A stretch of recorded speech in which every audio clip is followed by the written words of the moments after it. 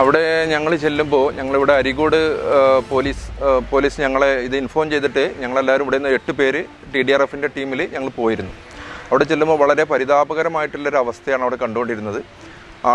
പിന്നെ ഒന്ന് എഴുന്നേൽക്കാൻ പറ്റാതെ ഒരു 3 ദിവസമായി ഭക്ഷണം കഴിക്കാതെ ആദ്യം നോക്കാനല്ലാതെ വളരെ കഷ്ടപ്പെട്ട് നിൽക്കുകയായിരുന്നു.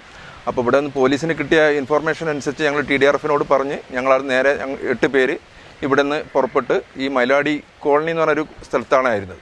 പക്ഷെ അവിടെ ഭയങ്കര ചെങ്കുത്തായ ഒരിക്കലും കയറി ചെല്ലാൻ പറ്റാത്തൊരു സ്ഥലമായിരുന്നു. അവിടുന്ന് ഞങ്ങൾ ആളെ ഇറക്കി താഴെ എത്തിച്ചിട്ട് പിന്നെ ആംബുലൻസിൽ മഞ്ചേരി ഹോസ്പിറ്റലിലേക്കാണ് ഇപ്പോൾ ആളെ റെഫർ ചെയ്തിട്ടുള്ളത്.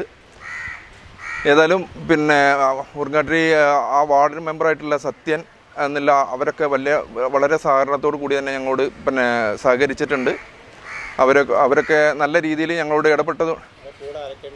കൂടെ ഞങ്ങൾ TDRFൻ്റെ 8 മെമ്പേഴ്സ് ഞങ്ങളെ കൂടെ ഉണ്ടായിരുന്നു. പിന്നെ മഞ്ചേരി വെറ്റപ്പാറ നിന്നുള്ള ഡോക്ടേഴ്സിൻ്റെ ഒരു ടീം ഉണ്ടായിരുന്നു അവിടെ.